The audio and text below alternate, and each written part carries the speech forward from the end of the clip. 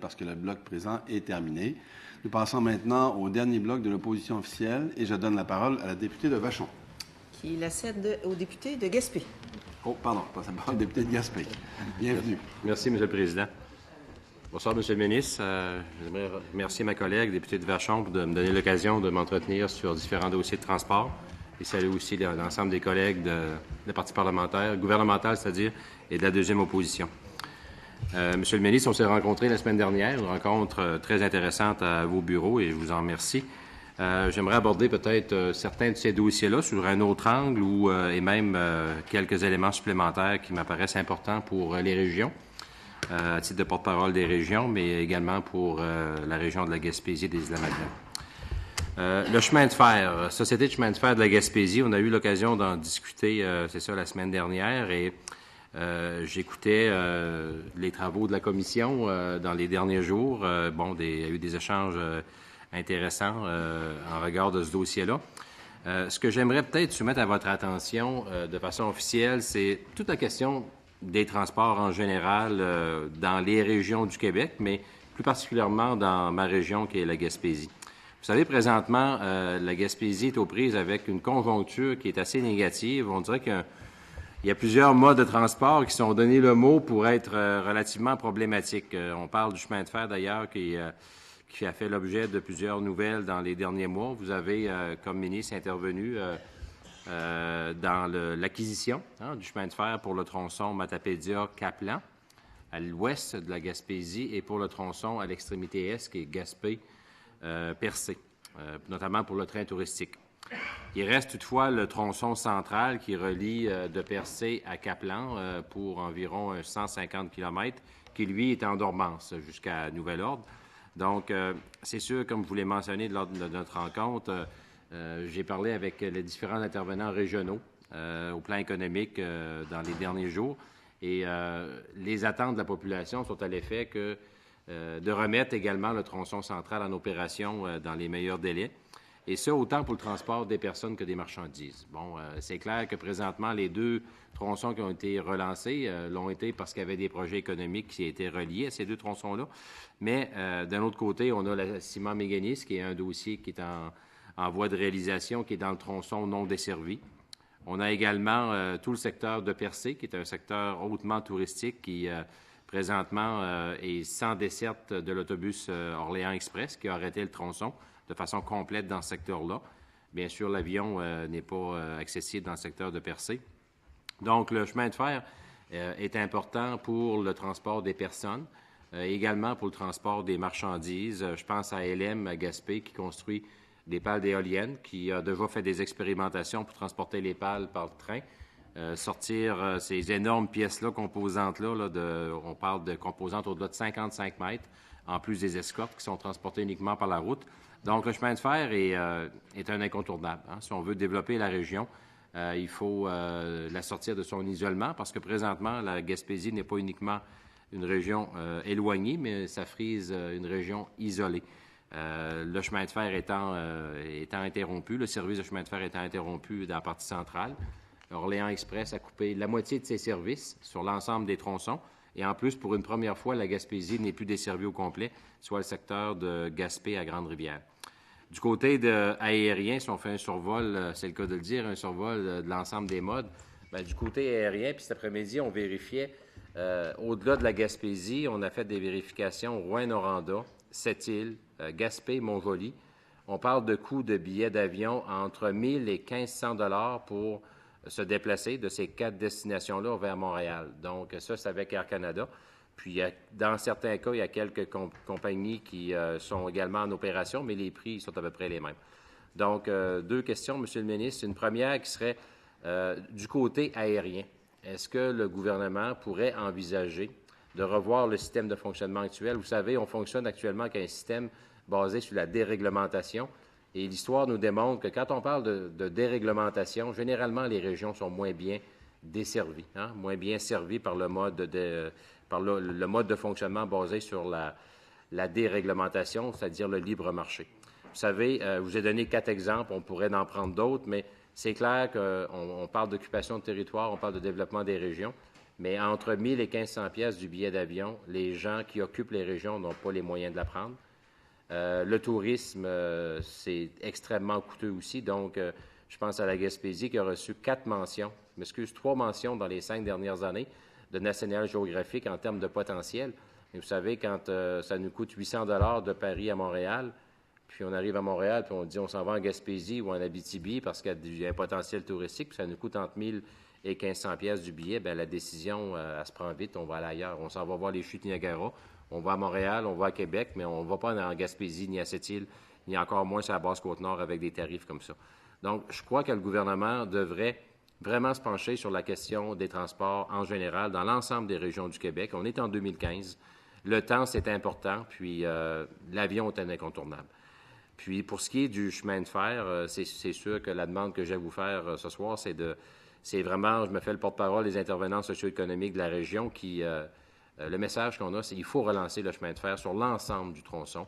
Il y a eu différentes études qui ont été faites. Il y a plusieurs estimations qui ont été rendues publiques. Écoutez, ça joue du simple au double. Donc, je pense que ça serait important, dans un premier temps, de vraiment évaluer le coût de mise à niveau du chemin de fer gaspésien sur sa totalité de tout près de 350 km linéaires. Et si on veut vraiment donner à une région ressource comme la Gaspésie, qui a un potentiel au niveau, notamment au niveau des hydrocarbures, au niveau des mines, mais au niveau du tourisme aussi, je crois que le chemin de fer va devenir un incontournable, là, autant pour le transport des personnes que des marchandises. J'aimerais également, j'ai trouvé aussi difficile certains passages là, de la commission où on parlait de la Société de chemin de fer de la Gaspésie avec, je dirais, avec un certain goût amer. Puis, je me sens dans l'obligation ce soir de vous dire que, oui, il y a peut-être eu des erreurs qui ont été faites, mais il ne faut jamais oublier qu'en 1996, la Société de chemin de fer de la Gaspésie a pris la relève suite au retrait du Canadien national qui a abandonné carrément son service de chemin de fer. Donc, c'est 2 MRC à l'époque, 2 MRC, la MRC de Côte-de-Gaspé et la MRC Rocher-Percé. La MRC Rocher-Percé étant la MRC la plus démunie sur 97 MRC au Québec, qui a décidé de prendre en main ce dossier-là. Donc, c'est tout un défi. Quelques années après, quand ça a été le tronçon de Chandler-Matapédia, un autre 150 km qui a été abandonné, 2 MRC supplémentaires, Bonaventure et Avignon, sont ajoutés. On a créé une régie intermunicipale, puis c'est quand même pas rien. 4 MRC dans une région comme la Gaspésie qui se sont donné le défi de gérer 350 km linéaires de chemin de fer. C'était pas évident, mais ces gens-là ont réussi à rentabiliser, je dis bien rentabiliser les opérations. Où on a un problème, c'est de maintenir les actifs, les ponts notamment, où il y a des réparations majeures à faire. Mais je tiens quand même à souligner le travail de nombreux maires, des intervenants économiques qui ont tenu ce dossier-là pendant tout près de 20 ans, avec des moyens extrêmement réduits. Puis je pense que c'est important de le mentionner également. On parle souvent des mauvais coups, des erreurs, mais je pense que c'est important de mentionner aussi la détermination que ces gens-là ont démontré. Puis c'est ce qui a permis à votre gouvernement actuel de dire, bon, bien nous, on investit, on achète le rail pour quoi? Environ autour de 3 millions. Mais si on a pu poser ce geste-là aujourd'hui, c'est parce qu'il y a des gens qui ont tenu le fort pendant 15 à 20 ans avec des moyens extrêmement limités. Donc, je trouvais que c'était important peut-être d'amener ces éléments-là pour rendre hommage à ces gens-là qui ont été des pionniers puis qui ont fait preuve d'audace. Merci, M. le ministre. Merci, M. le député de Gaspé. M. le ministre, à vous la parole. Vous avez plusieurs questions. Oui. Bien, en fait, plusieurs questions, mais commentaires aussi. Je remercie le député de Gaspé. D'ailleurs, effectivement, on s'est rencontrés il n'y a pas tellement longtemps pour parler de l'ensemble de ces dossiers-là. J'ai jamais fait le procès des gens qui s'étaient investis dans la Société de chemin de fer. Vous avez quand même souligné qu'il y a eu des erreurs majeures importantes qui ont été faites. Et ce n'était pas de mauvaise foi, j'en conviens facilement. Je veux aussi souligner cependant que le déficit d'exploitation est toujours très présent, là. C'était pas parce que c'était payant qu'on a décidé d'acheter le rail, là. On a pris une décision économique, je vous l'ai expliqué l'autre jour, principalement sur les emplois. Vous avez raison de dire que le train peut amener davantage d'emplois. Je regardais justement la nouvelle du convoi des éoliennes, là, tout récemment. Donc, ça fonctionne. On semble s'ajuster. On a demandé, évidemment, au ministre de l'Économie de rencontrer les entreprises locales là-bas pour voir la possibilité d'ajouter aux 300 emplois qu'on a sauvés. Parce que c'est ce qu'on a fait directement. Créer 300 emplois en Gaspésie, vous le savez, demain matin, c'est assez difficile. Comment faire pour avoir 300 emplois? Bien, c'est les garder. C'est ça qu'on a décidé de faire. Vous avez raison de dire qu'entre Kaplan et Matapédia, évidemment, on va investir plusieurs millions de dollars. En fait, c'est un coût d'entretien et de réhabilitation estimé à plus ou moins 30 millions sur 5 ans pour la partie Matapédia-Kaplan. L'autre partie, Lance à Beaufils, jusqu'à Gaspé, lui nous emmène à des, évidemment, où il y a le train touristique, à des investissements importants. On parle d'1,3 million de travaux préalables qui sont évalués avant, évidemment, et un coût d'entretien de réhabilitation estimé à 28 millions sur 5 ans. Alors, on est là, Monsieur le député, pour des investissements pour garder en vie un peu un moteur économique, si je peux me permettre l'expression, du chemin de fer. Mais il fallait y croire. Il fallait y croire parce que au cours des dernières années, il n'y a pas grand monde qui a cru et les difficultés de la Société de chemin de fer n'ont pas été très entendues. Nous avons pris ce dossier-là et notre intention, c'est de continuer le développement économique. Il faut quand même se dire que je vais me rendre à Gaspé très bientôt. Et je vous l'ai dit d'ailleurs, puis je vais vous saluer en passant. Si vous voulez m'accompagner, vous serez bienvenus. Mais je vais rencontrer les gens de la Gaspésie pour le train touristique parce qu'avec 6 sorties, un déficit d'exploitation de 200 000 $ chaque année, il est clair qu'on va devoir trouver d'autres alternatives pour le rentabiliser minimalement. Je ne parle pas de faire de l'argent seulement, je parle de le rentabiliser. Alors, évidemment, le port de mer, magnifique. Vous avez une région magnifique. Et ce qu'on a fait, on a ordonné aux gens de la Gaspésie ce qu'ils avaient de plus cher, une emprise ferroviaire qui a été, je dirais, à l'origine du début de la Gaspésie, parce que c'est comme ça qu'on transportait les marchandises, parce que c'est comme ça que les gens y arrivaient.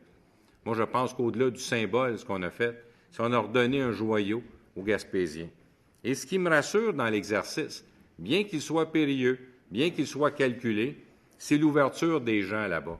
C'est l'ouverture des MRC à nous dire, pour la partie dont vous soulevez, évidemment, le point, donc Port-Daniel au centre, mais de Kaplan à Lance à Beaufils, qui est en dormance, je vous rappelle que cette partie-là a 136 km et n'est pas en très bon état. Maintenant, Port-Daniel, il n'y a pas mécanisme. 3 semaines, j'ai rencontré un des principaux représentants de Mécanis et lui ai fait part